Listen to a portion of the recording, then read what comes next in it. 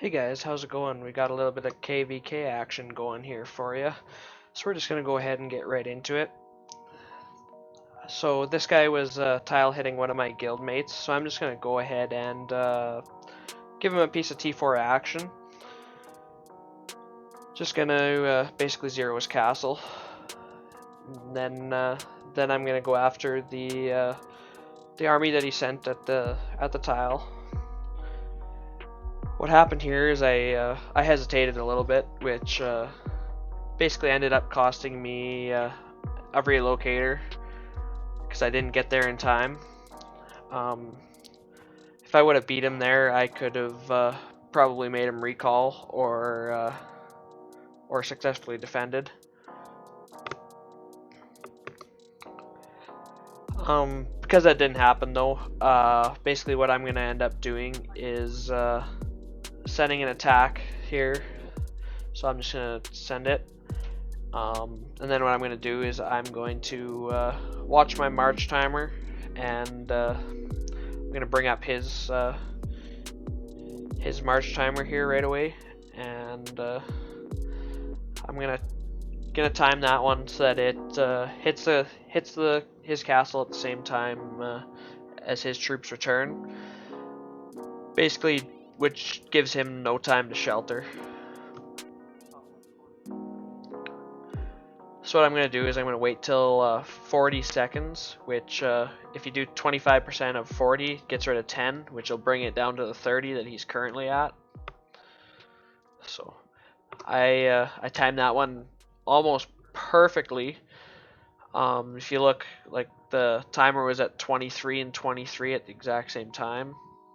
And not sure what happened here, but suddenly his troops became 1 second quicker. At this point, one second, if he can hide his troops in that time, he can keep them. The other thing that's so we wounded 128,000 troops there. What I'm also doing at the moment is I have a gathering army out gathering right now, and basically what I sent there is 40,000 T4s as well as 20,000 T3. What I tried to do is make it look like I was a castle with low troops that was already sent out their T1, T2 gatherers and was just using T3 and T4 to gather as well. Some of you may already know why I was doing this, just based on the title of the video. Others, if you don't know exactly why that is, you'll find out later in the video here.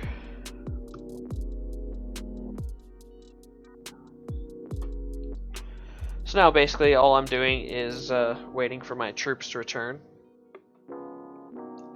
I went ahead and skipped a little bit of that there, just to save some time. No sense watching troops march for a minute.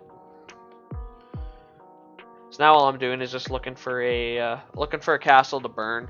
But I'm being quite careful as to which ones I'm scouting, just because I know a lot of members in my guild are in a different kingdom and in Fury, so they're like 15 minutes away.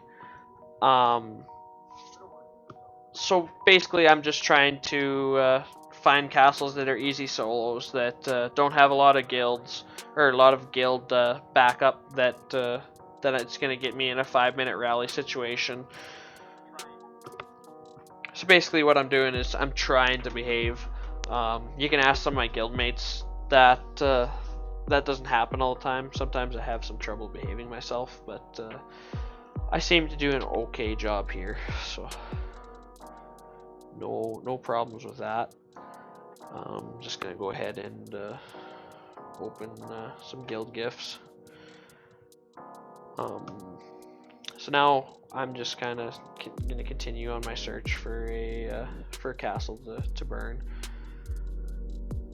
but having some troubles with that. This kingdom seems fairly picked over already. I missed the first 3 hours of KVK, so I missed the opportune burning moments. So all I'm doing now is just just gathering, trying to finish my solo. I actually think I managed to finish my solo on that castle that I just zeroed a couple times.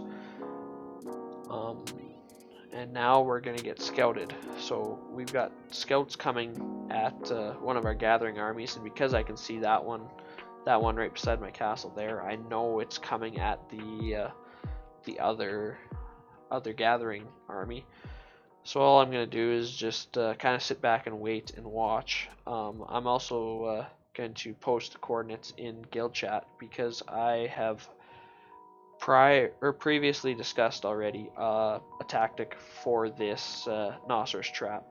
So I'm just alerting the guy that is going to actually be doing the trapping that I've got a hit on one of my gathering armies.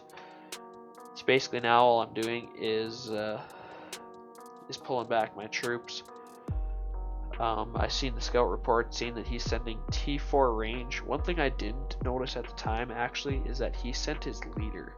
I thought he was just sending a T4 range march because all I'd sent was 40,000 T4 cav.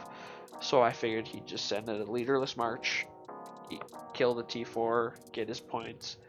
But he'd actually sent his leader, and I don't find out about that part till after. We had a little bit of a skirmish with these guys, just they trying to get the leader back. But when it ended up happening is Merlin, as you can see, is the guy that did the trapping. He just ported in here, and he's going to go ahead and random out.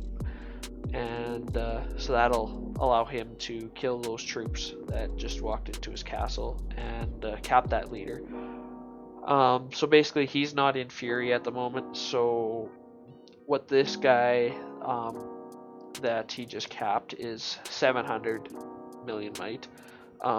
Basically he got his 46 billion might guild to try and hunt Merlin down. So we did a little bit of a wild goose chase. But what Merlin did is he just sat, let the big guild pour it in around him, and waited till there was about 30 seconds left in the rally, and then just switched kingdoms, thus canceling the rally. And because everyone that joined the rally was in Fury, they couldn't follow him. So what ended up happening is Merlin got a 500 million million gold ransom. So that was pretty good, all in all.